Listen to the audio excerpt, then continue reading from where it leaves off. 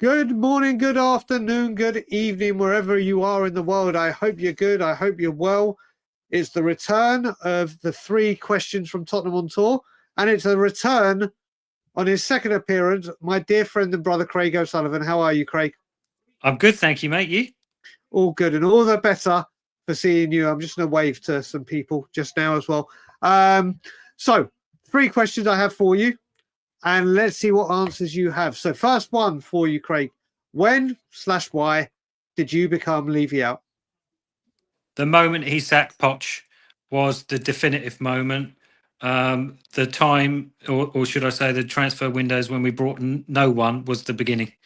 Absolutely no excuse for that whatsoever. Even the spreadsheet fans can't really defend that. So yeah, I mean, I would say it started with those transfer windows, but it was cemented when they sacked Poch. There you go. I mean, I will say that it's been a popular answer, and I think it's going to be very popular in this series of shows we're doing. Second question for you, Craig. Why is it important to attend the protest if you can get there? And like I've said, I've added into this people that don't have a match day ticket but can get to Tottenham. There will be a march. They've changed for Spurs, and Jay are trying to include everyone. So there will be a march, so you can get to that ground and participate without having to go in the stadium. So Craig, why is it important that people attend if they can get there? With the protest previously, it's always been ridiculed because there wasn't enough numbers. Even the last one was ridiculed by the typical people, even though the numbers were fairly decent for once. So every number counts, not just for that, but for the main goal is the voice. Our voices are heard. So the more people, the better. If you're not going for the game, it doesn't matter. We need to make that as toxic as possible outside that stadium. And when I say toxic, I mean toxic towards the owners and the chairman. And we need our voices heard. And without doing nothing, we're going to get nowhere. Change only happens when we do something, and we have to do something. And I will say with that as well, a lot of people sometimes won't go to the protest if the game isn't on TV. Like the Ipswich game, when I was back, it wasn't on TV.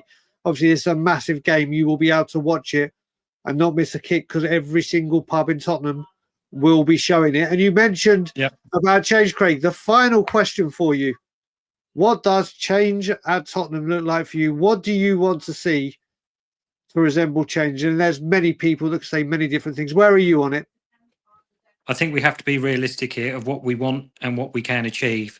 But nothing will change until this board changes. Nothing will change until this chairman changes.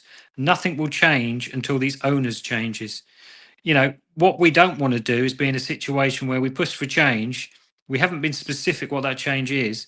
Levy tweaks a few things and gets away with it, and we see another project. That's not good enough.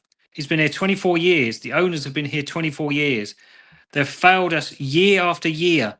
It has to be an ownership change, a chairman change, and a board change. It has to be, you know, we have as realistic as what we want. You know, we want to make sure that we go for something that's realistic, but at the same time, you can't put a plaster on a bullet hole. We need to get these owners out, this board out, and this chairman out. Well, there you go, Craig. Thank you very much, my brother, for joining me with this. People, there will be lots of these videos coming out from Tottenham on tour. Please put your comments in for us to respond to afterwards. Craig, always a pleasure, my good man. Thank you, mate. Like, comment, share, subscribe, and as always, Levy out.